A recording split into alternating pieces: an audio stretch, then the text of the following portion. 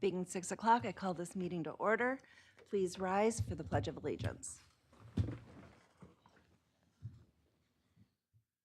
I pledge allegiance to the flag of the United States of America and to the republic for which it stands, one nation, under God, indivisible, with liberty and justice for all.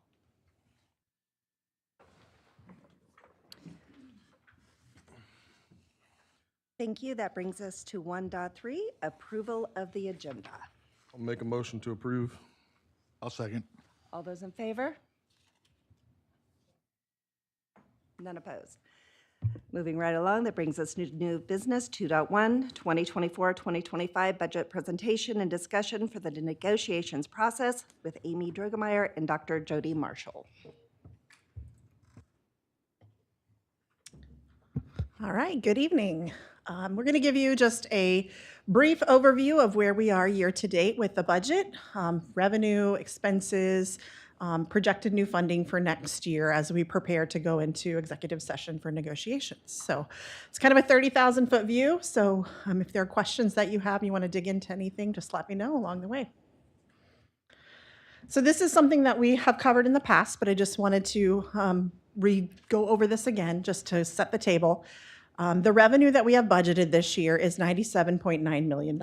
And you can see all of the buckets that comes from state aid to local aid to federal aid. So all of the different categories and where they come from. Because we are in a zero-based budget, we do anticipate and plan for spending all of that every single year. That's our goal as a government organization. Is to only take the money that we need and make sure that it's brought back into the system. So you can see on here that we've allocated the $97.9 million into these buckets. Again, this is something that we've covered in the past, but I wanted to just, again, reset the table with this. The items that are in red are what we would call flow-through funds. And those are funds that are earmarked for specific purposes by the statutes. And there are only specific things that we can spend them on.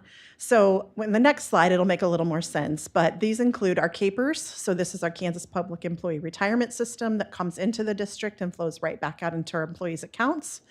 Special assessment, which would be projects that we've worked with the city to do infrastructure improvements, those types of things. And the last one I think we did was like on Grand Street. So just a specific amount of money that comes in and goes right back out to the state to pay that part of our information or our funds. And then cost of living is the same thing.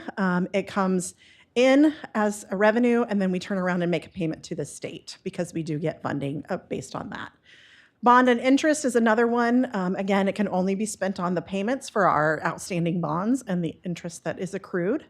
And then capital outlay is another fund that can only be spent on the operations of buildings, property, plant, equipment, those types of things. So we consider those our kind of our flow through our restricted funds. And so we don't count those in our operating budget.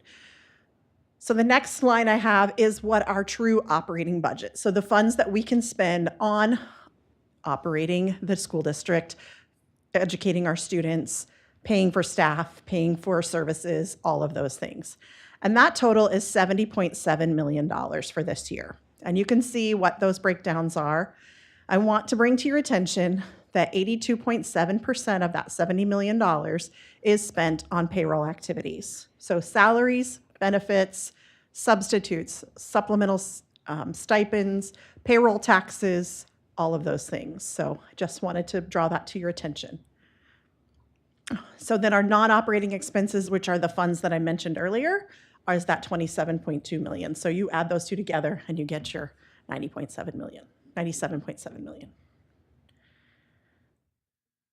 Just as a comparison, we wanted to share with you again what our FTE or our full-time equivalent staffing levels are and where that's broken out in that salary bucket. So you can see we have 391 full-time equivalent general ed certified teachers. We have 109 special education certified teachers, 136.6 paras and aides, and then so on down the list. Obviously, the largest bucket of our salaries are spent on our certified staff, which are in the classrooms teaching our students. So when we look at this budgeted payroll by category, so payroll itself is $47.5 million. Again, I mentioned this earlier, but these are where the breakdowns are. So again, our certified staff is about $30 million across the board. Then we have our classified staff, our administrators, which include our building administrators and district level administrators. The supplementals and stipends, and those are things like coaches, sponsors, all of the different activities that are happening in our buildings. These are the supplemental stipends that are paid to our certified staff to enact those activities for our students. And again, those are also part of our negotiated agreement, and there is a salary schedule just like there is for our certified staff. Then we have a budgeted amount for our substitutes. This includes all of our certified substitutes that would come through as our teachers are in professional development, or they take a day off, or they're sick, or they're on maternity leave, all of those things. That's what the amount that we've budgeted.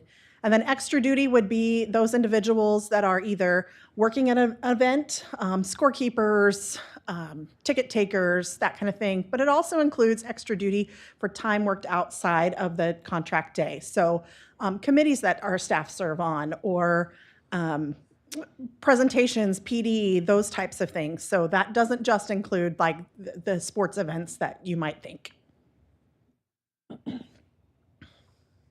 So where are we year to date? So we wanted to share this with you. Through the end of January, our year to date payroll against our budget is at 47.39%. We expect to be under budget on this particular category by approximately $1.4 million.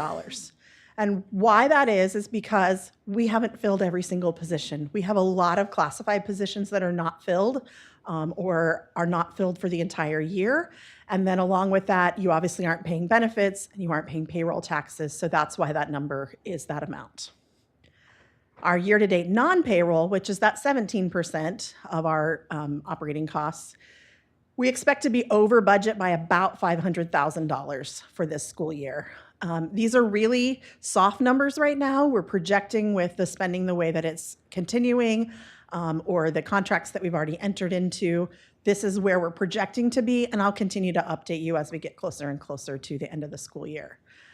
This is mostly due to our contracted positions in SPED. Those are our hard to fill positions that we have to give these services to our students, and we want to make sure that they're meeting their IEP minutes. And so we are contracting with outside agencies to make sure that those services are rendered to our students.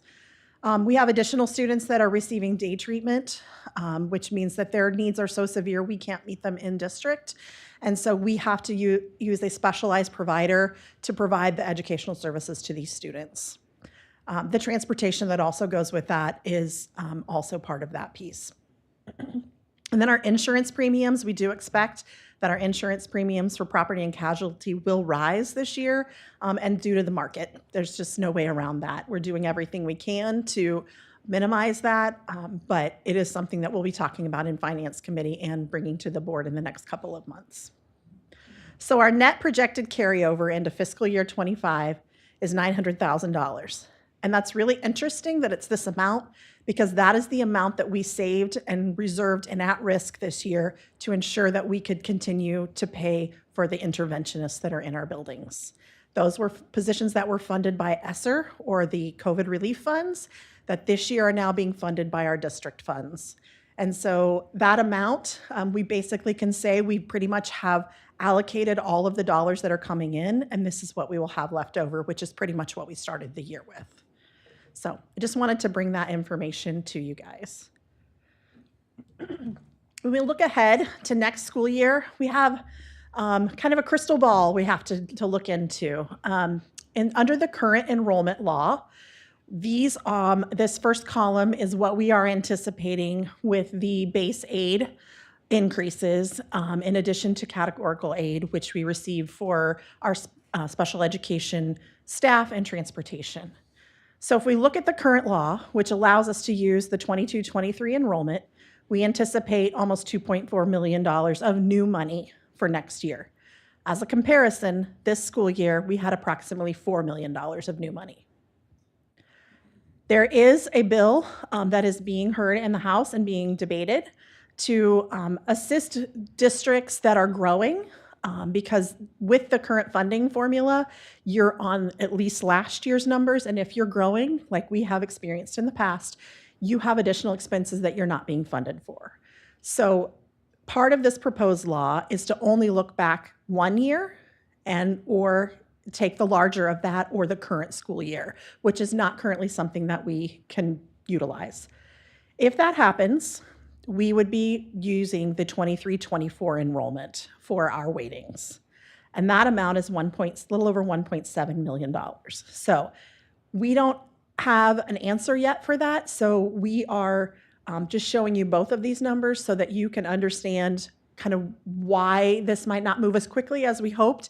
We are waiting, and we always wait for the final number to come from the state legislature for the funding before we finalize all of our negotiations and budgets and those types of things. So the difference there is $632,000. So I just wanted to put that on the table for everyone to consider as we have additional conversations. Potential additional funds that, again, things that are working through the legislature right now, an increase in special education funding, and this is what we anticipate our share. It's a conservative anticipation of what is in the governor's current budget. Again, it's still early. We don't know this for sure, but if we were to receive additional funds, we're anticipating it to be about $825,000 on top of what I showed you in the previous slide. We have an opportunity as well, because we are one of a handful of districts. We are able to levy additional cost of living adjustments in our mill levy, and it's something that we'll need to discuss. This year, we left about $100,000 unallocated. It's not even say allocated, but we did not levy that much tax toward our citizens. So that is an additional amount that we could potentially look at. We have some other ways that our mill levies are dropping in other funds where that could be realized and not have an impact on our citizens and their taxes. And then again, I threw in the projected carryover from fiscal year 24. One of the caveats I'll say is that typically in the past, that carryover, part of it goes into our contingency fund, and that's our rainy day fund. The current best practice, I guess, would be to take your current payroll or take your largest month of payroll, and that's really the balance that you should have. For us, that's $9 million. You can see we're currently at $3 million. So if we spend this $900,000 that we're anticipating to have at the end of this school year, then we won't have it next year, number one, and number two, we also won't be growing our contingency fund. So I just want to put all of those caveats or all of those facts in front of you as we enter in discussions with negotiations. We are also looking at increased non-payroll expenses. So back into that 17% of the non-payroll operating funds. I know I'm throwing a lot of buckets at you tonight, but these are some things that we feel pretty comfortable that we can bank on. And it's about $515,000 of additional expenses in these funds. Most of it is transportation. SPED transportation continues to grow. The general education budget, this is the contracted amount that we have with our current provider. We are in our final year of our contract next year with them, but there is an anticipated increase every single year. So that's where that number comes from. And then any fuel or additional activities that we would transport our students. So there's a formula behind that. If you need to see it, I'm happy to share it. We also anticipate that our utilities will go up 5 to 8% over what we're spending this year, and that amount is about $100,000 for next year. In operations, this would be all of our supplies, custodial supplies, grounds and maintenance supplies, a cost of goods percentage increase. We've applied to this for an additional $15,000. Our building budgets, we this year put into place a formula to make sure that all of our buildings were able to understand or be able to project what their building budgets will be. And this is district money that we allocate to buildings, and then the principals have the ability to, and the administrative team, to allocate it then to their staff. So I'll just use the high school, for example. Mr. Bell will allocate it to all of the department chairs. They have specific amounts. He allocates all of the funds that are allocated